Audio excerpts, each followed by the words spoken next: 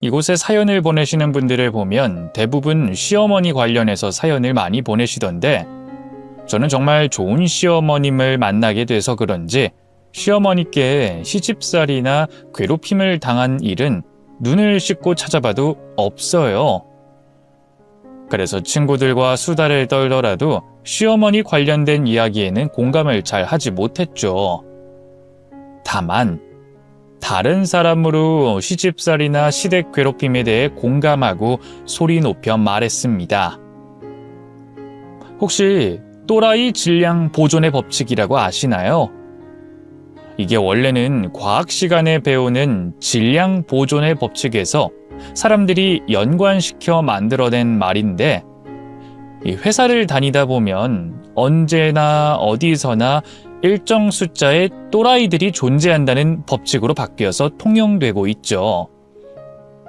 그러니까 이걸 저희 집안으로 가지고 와서 이야기하자면 시어머니께서 좋은 분이시니까 시누이가 난리였다는 말이었습니다. 오늘 이야기의 주인공인 시누이가 말이죠. 저희 시누이 참 할 말이 많은 사람인데요. 더 길게 이야기하는 것보다는 제가 겪은 일을 말씀드리며 그 여자가 어떤 여잔지 아시면 될 것 같네요. 그럼 이야기 시작해 보겠습니다. 지인의 소개로 남편과 연애 끝에 결혼에 성공한 저는 남편과는 전혀 문제없이 사이가 좋은 편이에요. 지금도 서로 걱정시키는 일 없이 부부싸움도 별로 없고 남편이 저를 힘들게 하는 일도 없죠. 그런 제가 결혼하고서부터 내내 스트레스를 받아야 했던 건 다름 아닌 저희 시누이 때문이었습니다. 저희보다 일찍이 결혼한 시누이는 왜인진 모르겠지만 처음부터 저를 별로 마음에 들어하지 않는 것 같았어요. 제가 순진한 자기 동생을 꼬신 여우라고 생각하는 건지 제가 보통이 아닌 것 같다며 예의주시하더라고요. 결혼 전 아직 뭘 모르던 저는 원래 시누이들은 다 그러나 보다 생각하며 그저 시누이에게 조심하고 잘 보이려고 했습니다. 남편과 결혼을 하면 앞으로 한 가족이 되고 제가 형님으로 불러야 하니 아랫사람인 제가 참아야 한다 싶었죠. 어차피 시집간 시누이니까 결혼하게 되면 볼 일도 별로 없을 거라 생각했고요. 그렇게 저는 무사히 상견례까지 마치고 남편과 결혼 준비를 하게 됐죠. 당시에 저는 청첩장이 나와서 결혼 준비하며 주변에 청첩장을 돌리느라 매일 약속이 있다시피 하며 한창 정신이 없을 때였어요. 어제 누굴 만났었는지 깜빡할 만큼 바쁜 나날이었죠. 그런데 그때 갑자기 예비 시댁에서 저희 집으로 연락을 하시며 집안이 뒤집어지는 일이 벌어지고 말았습니다. 제가 웬 남자와 팔짱을 끼고 술집으로 들어가는 걸 시누이가 봤다며 결혼을 앞두고 있는 제게 다른 남자가 있을 거라고 갑자기 파혼을 해야 한다는 말이 나와 난리가 났더라고요. 시누이가 도대체 무슨 말을 했는지 시어머니는 이미 제 말을 듣기도 전에 저를 단단히 오해하고 계셨고 결국 어른들 사이의 일로 번지게 되면서 일이 너무 커지게 됐고요. 이게 대체 무슨 일이니? 나윤이 네가 바람이라니? 저 진짜 아니에요. 엄마 아빠도 제가 그럴 사람 아니라는 거 아시잖아요. 기훈 씨도 저 믿고 있고요. 우리야 당연히 너를 믿지만 그쪽에서 그렇게 노발대발 하시니 뭐라고 해야 할... 아무튼 오해를 먼저 풀어야 하니까 날 받자마자 네가 직접 찾아가서 잘 설명해 보렴. 뒤늦게 그 황당한 이야기를 전해 듣게 된 저는 내가 도대체 누구랑 있었다가 오해를 사게 된 건지 곰곰이 생각을 해봤지만 아무리 생각해봐도 도통 떠오르지 않더라고요. 제가 남자친구와 연애를 하는 동안 남자 문제가 있었던 적이 한 번도 없었고 애초에 저는 가깝게 지내는 남자 지인이 별로 많지 않았어요. 그래서 청첩장을 돌릴 지인들도 동성 친구들이 훨씬 많았고 어쩌다 남자 지인들이 있는 자리는 다 같이 여럿이 모였기 때문에 별달리 오해를 사거나 할 일도 없었죠. 그런 제가 웬 남자와 스킨십을 하면서 야밤에 술집을 갔다고 하니 그게 도대체 무슨 소린가 싶은 겁니다. 결국 밤새 고민만 하던 저는 다음날 예비시댁으로 향했고 그 자리에서 신우이의 입으로 직접 그 이야기를 듣게 됐어요. 사람이 참 뻔뻔하네. 우리 기훈이는 자기 여자친구가 순진하고 착한 줄만 알던데 어디서 그렇게 남자들 후리고 다니는 재주가 있었어? 겁도 없이 상견례까지 다 한 와중에 외간 남자랑 술을 마시고 다녀? 그 늦은 밤에 대체 남자랑 단둘이 뭐하고 다닌 건데? 죄송하지만 제가 누구랑 술집에 갔다는 건지 제가 전혀 기억이 없어서요. 혹시 저를 보셨다는 그날이 며칠인지 장소가 어딘지 말씀해 주실 수 있으세요? 어머, 얘 뻔뻔한 것 좀 봐. 그걸 왜 나한테 물어? 그런 일이 하도 자주 있어서 기억이 안 나는 모양이지? 아니면 이제 와서 증거 없다고 모른 척 하는 거야? 그런 게 아니라 제가 정말 기억이 안 나서요. 너 바람핀 거 내 눈으로 똑똑히 봤다는데 지금 발뺌하겠다는 거야? 엄마, 얘 진짜 보통 아니야. 이런 애 말 들어봐서 뭐해? 그냥 바로 파혼시켜. 아니 누나, 나윤이 정말 그럴 사람 아니야. 누나가 뭔가 오해했을 수도 있잖아. 오해는 무슨 오해? 그럼 내가 지금 거짓말이라도 한다는 거야? 기훈이 너도 정신 차려. 겉모습에 속아 넘어가면 뒤통수 맞는다. 발뺌해봐야 소용없어. 내가 증거까지 다 들고 있다고. 자, 네가 남자랑 술집 들어가는 거 여기 찍혀있지? 신우이가 증거라며 사진을 들이밀었는데 그 속에는 분명 제가 있더라고요. 신우이 말처럼 제가 웬 남자와 팔짱을 끼고 건물 안으로 들어가는 모습이었죠. 그리고 저는 그제서야 제가 어떤 남자를 만났는지 떠올랐습니다. 아, 이거 보시고 그러신 거예요? 왜? 이렇게 떡하니 증거까지 있으니까 너도 더 모르는 척은 못하겠니? 그래서 이젠 무슨 변명하려고? 뭐 이젠 그냥 아는 사이라고 하게? 팔짱을 끼고 있어서 오해를 샀을 수도 있겠다 싶네요. 하지만 제가 다른 사람을 만난다거나 그런 건 절대 아니에요. 사진 속의 남자 저희 사촌 오빠예요. 당연히 지금 생각하시는 사이도 아니죠. 어머, 그랬어? 어쩐지 새아가가 그럴 애가 아닌 것 같은데. 아휴, 우리는 그런 줄도 모르고 괜히 오해를 할 뻔했네. 뭐? 사촌 오빠? 얘가 무슨 소리라고 있어? 저희가 어릴 적부터 같이 자라오다시피 했었거든요. 그래서 저한테는 사촌 오빠가 친오빠와 다름이 없는 가까운 사이기도 하고요. 너무 가까워 보여서 오해를 살 줄은 몰랐는데 제가 생각이 짧았습니다. 죄송합니다. 얘가 변명을 해도 말이 되는 소리를 해야지. 무슨 사촌끼리 팔짱을 끼고 같이 술집을 가? 누나 이제 그만 좀 해. 그 술집 형님이 하시는 곳이야. 나랑 나연이랑 같이 간 적도 있고. 나연이가 바람을 피니 뭐니 하더니 결국 이거야? 그러게 내 말 안 믿고 그렇게 난리 피우더니 결국 아무것도 아니잖아. 넌 지금 저 말을 다 믿어? 네가 너무 순진해서 그래. 사촌이라고 별 사이 아니라는 걸 어떻게 믿어? 나는 아직도 의심스럽다고. 너 솔직히 말해봐. 사촌 사이라고 의심 피하고 뒤에서 괜히 딴짓하는 거 아니야? 아니 누나, 지금 대체 무슨 소리 하는 거야? 나윤이가 어떤 사람인진 내가 가장 잘 알아. 사촌 오빠라고 해도 가까이 지낼 수 있는 거지. 이게 그렇게 오해 살 일이야? 그럼 누나랑 나도 밖에서는 내외하며 지내야 해?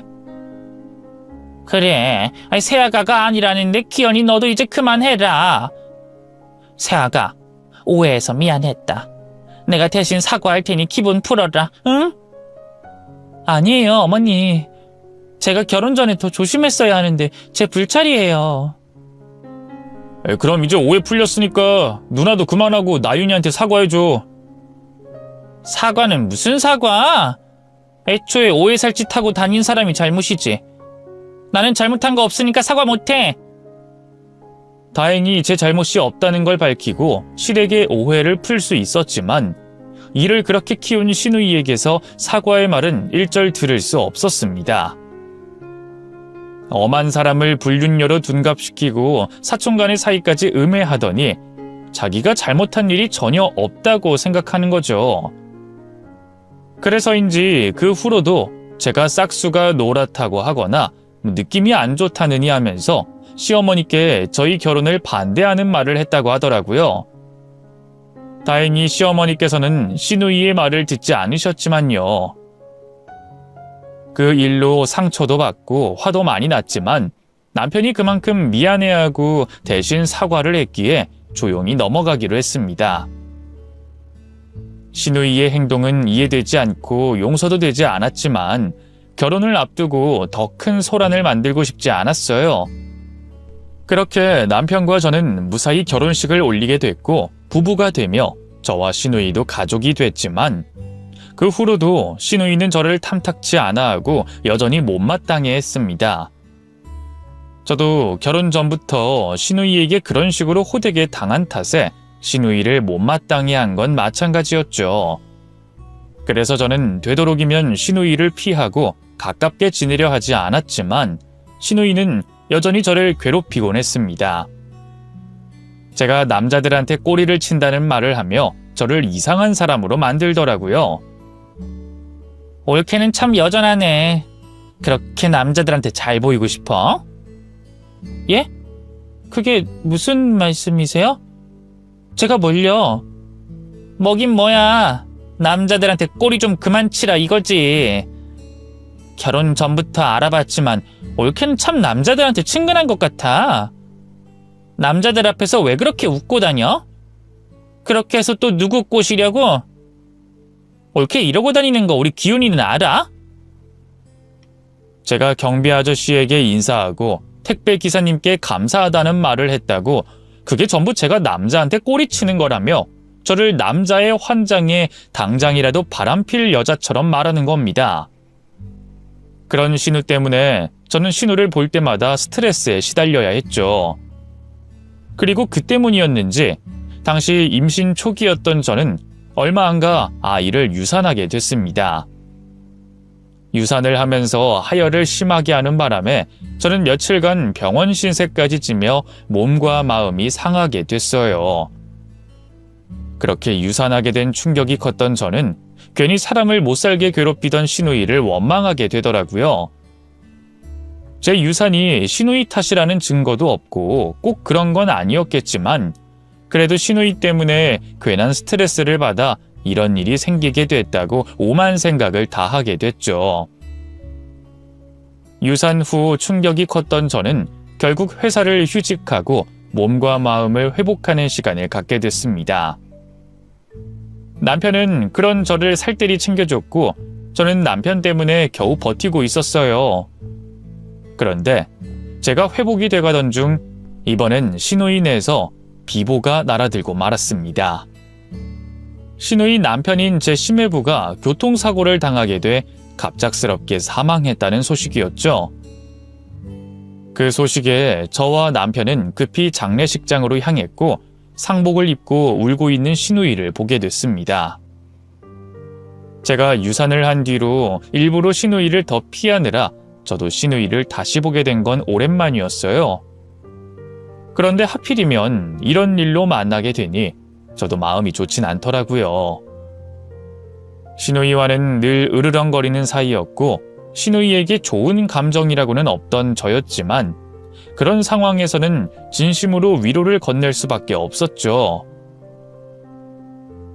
형님, 갑자기 이렇게 되셔서 많이 놀라셨겠어요. 많이 힘드시죠? 제가 뭐라고 해도 위로가 되진 않겠지만 제가 도울 수 있는 일이 있으면 꼭 도울 테니 말씀만 하세요. 제가 뭐라도 도와드려야죠. 그 말은 진심이었어요. 아무리 미운 시누이라고 해도 어려울 때는 도와야 한다 생각했거든요. 그렇다고 저를 싫어하는 시누이가 제게 도움을 구하려나 싶었는데 시누이가 시매부의 장례를 마치자마자 갑자기 조카와 함께 찾아와 앞으로 저희 집에서 같이 살겠다며 막무가내로 집안에 눌러앉았습니다. 사정이 있어서 당분간 저희 집에서 좀 지내야 되겠다는 말에 저는 차마 거절도 못하고 시누이를 집으로 들여야 했어요. 그렇게 다짜고짜 저희 집으로 짐을 싸들고 들어온 시누이는 그 후로 제게 조카인 혜빈이를 맡기고 집에 잘 있지도 않더라고요. 괜히 껄끄러운 시누이와 하루 종일 같이 있을 바에는 시누이가 집을 비우는 게 나았지만 시누이가 나간 뒤 시누이가 내다 놓은 빨래며 청소며 시누이 대신 혜빈이까지 챙겨야 하는 저는 쉴 틈이 없었죠. 시누이가 저희 집에 얹혀 지내면서도 손 하나 까딱하지 않고 제게 일을 떠넘기는 바람에 저는 뒤늦게 팔자에도 없던 시집살이를 해야만 했어요. 나도 사정이 있어서 쉬고 있는 건데 괜한 일까지 떠맡게 되니 기분이 좋진 않았지만 제가 먼저 돕겠다고 한 탓에 저는 시누이에게 아무 말도 할 수 없었습니다. 거기다 남편 잃고 충격을 받았을 시누이에게 싫은 소리를 하는 건 도리가 아니다 싶어 불평이 생겨도 참을 수밖에 없었죠. 그런데 시누이와 같이 지내게 된 뒤로 시누이가 이상하다 싶었어요. 시누이는 분명 일을 하러 나간다고 했었는데 일을 나간다는 사람이 집에 들어올 때는 늘 술에 취해서 술 냄새를 풀풀 풍기거나 저한테 딸을 맡겨두고 딸 걱정도 없이 외박을 하는 일이 잦았거든요. 말로는 늦은 나이에 취업해서 회사 눈치 보는 바람에 억지로 하기 싫은 회식 자리를 해야 해서 그런 거라며 말을 했지만 무슨 회사 회식이 그렇게나 잦은 건가 이상하게 느껴지더라고요. 외박 역시 회사 일이 너무 많아서 야근을 하다가 찜질방에서 자고 오는 거라 했지만 저도 회사 생활을 해봤던 탓에 솔직히 그 말이 완전히 믿어지진 않았습니다. 남편도 그런 점들이 이상한 듯 했지만 시누이는 제대로 설명을 해주지 않더라고요. 누나, 정말 회사 일이 그렇게 바빠? 아무리 그래도 어떻게 맨날 외박을 시키고 무슨 회식을 그렇게 자주 해? 거기 제대로 된 회사 맞아? 아니면 뭐 다른 일이라도 있는 거야? 그럼 내가 뭐 놀고 싶어서 집을 안 들어온다고 생각하는 거야? 안 그래도 힘들어 죽겠는데 기훈이 너까지 왜 그러니 정말? 네 형부 그렇게 되고 나도 내 딸 데리고 혼자 먹고 살아야 할 거 아니야. 언제까지 너희 집에 얹혀 살 수도 없는 거고. 그래서 이렇게 아등바등 살고 있는데 너까지 이러면 누나 정말 힘들어. 내가 요즘 무슨 생각하는 줄 알아? 이렇게 힘들게 살아서 뭐하나. 나도 그냥 확 그 사람 따라가 버릴까 그런 생각한다고. 알았어 누나. 내가 미안해. 더 안 물어볼 테니까 제발 그런 소리 좀 하지 마. 저희가 뭘 물어보려고 할 때마다 세상을 떠난 심해부와 불쌍한 자기 사정 이야기를 하고 의심하는 낌새를 보이면 죽어버리겠다며 저희 말문을 막는 탓에 더 물어볼 수가 없었어요. 그리고 저는 그런 시누이를 보면서 저렇게 힘든 사람한테 내가 괜한 의심을 했구나 생각했습니다. 젊은 나이에 남편 없이 혼자 자식을 키워야 하는 데다가 뒤늦게 시작하게 된 사회생활이 쉽지는 않았겠다 싶었죠. 저야 아직 자식도 없고 남편이 있으니 그런 시누이를 완전히 이해하지 못하는 거라 생각했어요. 그래서 저는 잠시라도 시누이를 의심했던 것을 자책하며 시누이를 이해하고 배려하기로 마음먹었습니다. 그래서 시누이가 여전히 집안일 하나 까딱하지 않고 저를 자기 하녀처럼 부려먹으며 시집살이를 시켜도 시누이를 불쌍하게 여기며 꾹 참고 지냈죠. 그러던 어느 날이었어요. 밤이 늦어 남아있는 집안일을 마무리한 다음 잠자리에 들려고 했죠. 그런데 혜빈이가 방 밖으로 나와서는 저와 조금 떨어진 곳에서 계속 맴도는 거예요. 저는 무슨 일인가 싶어서 혜빈이에게 왜 그러고 있냐고 물어봤죠. 혜빈아 왜? 무슨 일 있어? 엄마가 늦게 와서 그래? 너 연락 못 받았나 보다. 엄마 오늘 일 때문에 못 들어올 것 같다고 아까 저녁 먹기 전에 연락 왔었는데. 그러니까 기다리지 말고 방에 들어가서 자. 그게 아니라... 그게 아니야? 그럼 뭔데? 혹시 외숙모한테 할 말이 있어서 그러니? 네. 여기서 말하긴 좀 그렇고 제 방에 가서 말하면 안 될까요? 오늘 낮까지만 해도 어두운 모습 하나 없이 평소처럼 지내고 있었던 혜빈이었기 때문에 무슨 일인가 싶었지만 별일은 아닐 거라고 생각했어요. 그냥 그 나이 또래들이 하고 있는 고민거리를 저에게 말하려고 그러나 보다 싶었죠. 그래서 방 안에 들어가서도 한동안 자신의 입을 떼지 못하는 혜빈이에게 제가 먼저 말을 걸었습니다. 왜? 무슨 일인데 그래? 학교에서 무슨 일 있었어? 친구 관계? 아니면 좋아하는 남학생이라도 생긴 거야? 아닌가? 내가 너무 그런 쪽으로만 생각하나? 혹시 심각한 이야기니? 그건 아니고 제가 외숙모께 부탁하고 싶은 게 있어서요. 제가 하는 이야기 너무 이상하게 생각하지 말아주세요. 아셨죠? 저 외숙모가 제 엄마가 돼주시면 안 돼요? 제가 지금보다 더 공부도 열심히 하고 말도 잘 듣고 외숙모랑 외삼촌이 시키는 거라면 뭐든 열심히 할게요. 네? 너무나도 당황스러웠습니다. 혜빈이 입에서 그런 말을 듣게 될 거라고는 전혀 생각을 못했으니까요.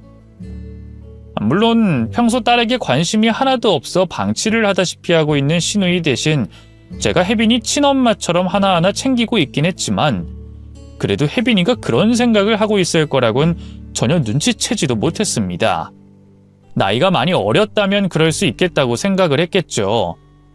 그런데 저학년도 아닌 혜빈이가 그런 생각을 한다는 게 당황스러웠고 또 충격적이기도 했어요. 왜 혜빈이 나이 때 부모님이라는 존재는, 특히 엄마라는 존재는 무조건 내 편이자 내가 가장 사랑하는 사람이고 날 낳아준 가장 특별한 존재잖아요. 그런 느낌을 받고 있어야 할 나이의 혜빈이가 시누이를 부정하고 저에게 엄마가 돼달라고 하니 혜빈이에 대한 시누이의 무관심을 아이도 느꼈나 싶어 충격을 받았죠. 혜빈이가 왜 그런 생각을 하는지는 어렴풋이 알고 있었지만 그래도 직접 그 이유를 확인해보고 싶었습니다. 혜빈이 가슴에 시누이의 무관심으로 인해 상처가 생겨 그런 생각을 하고 있다면 선의의 거짓말을 해서라도 보듬어주고 싶었어요. 혜빈이 엄마가 아빠를 잃고 자신 역시 누굴 챙길 정신이 없어서 그런 거다. 혜빈이 너와 미래에 행복하게 살기 위해 돈을 버느라 신경을 못 쓰는 거니 엄마를 이해해달라고 말이죠.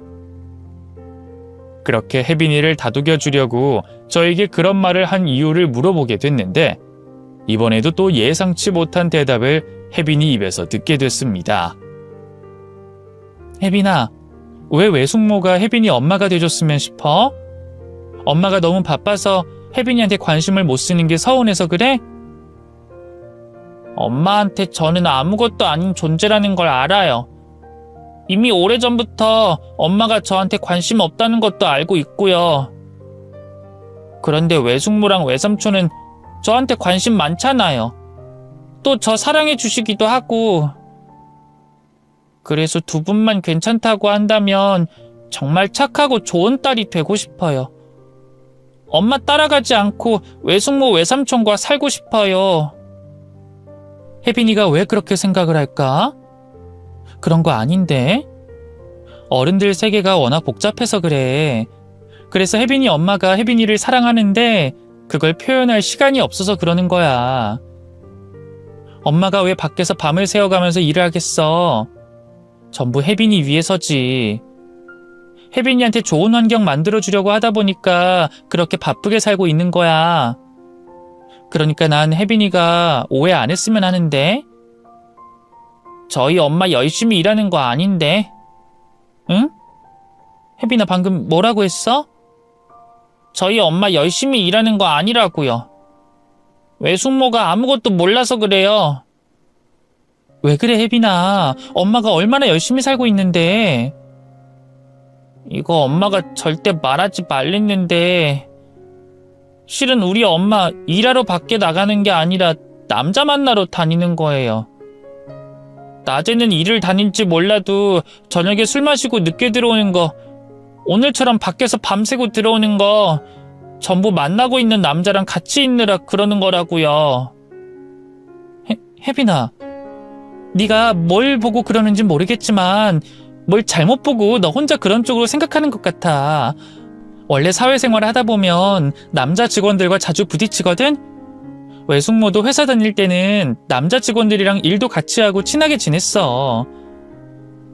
이성으로 상대를 대하는 게 아니라 같이 일하는 동료로 보니까. 왜 혜빈이도 같은 반 남자친구들이랑 잘 지내잖아. 그렇지? 네가 그걸 보고 그렇게 생각하는 것 같아. 아니에요. 저만 알고 있는 게 아니라 우리 아빠도 알고 있었다고요. 아빠 돌아가시기 전부터 엄마는 지금 그 아저씨 만나고 있었어요. 외숙모 외삼촌 앞에서는 조심하고 있지만 제 앞에선 지금도 그 아저씨 이야기도 하고 통화도 하고 그런다고요. 그리고 제가 하는 말 거짓말이 아니라는 것도 외숙모한테 확인시켜 줄 수 있어요. 잠깐만요. 혜빈이의 반응을 보니 거짓말 같진 않았습니다. 그렇다고 신우이가 예전부터 바람을 피고 있었다는 말도 믿을 수가 없겠더라고요. 도대체 혜빈이가 뭘 보고 이러는 건가? 만약 지금 한 말이 사실이라면 내가 어떻게 행동을 해야 하는 건가 싶어서 혼란스러웠습니다. 그런데 그 사이 혜빈이가 저에게 뭘 하나 건넸어요. 무엇인지 확인해보니 휴대폰이었죠. 휴대폰? 이게 혜빈이 네가 말한 그 물건이야? 네 말을 믿을 수 있게 해주는 물건? 네, 아빠 폰인데 그 안에 다 있어요. 그러니까 거기 안에 있는 내용들 한번 확인해 보세요. 제가 패턴은 풀어드릴게요.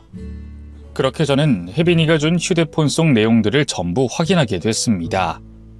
그리고 직접 볼 수 있었죠. 신우이가 아주 예전부터 바람을 피고 있었고 심해부가 사고를 당하고 저희 집에 들어와 지내는 지금까지 그 남자와 바람을 피고 있다는 걸 말이죠. 혜빈이 말처럼 심해부도 신우이가 바람을 피고 있다는 걸 알고 있었습니다.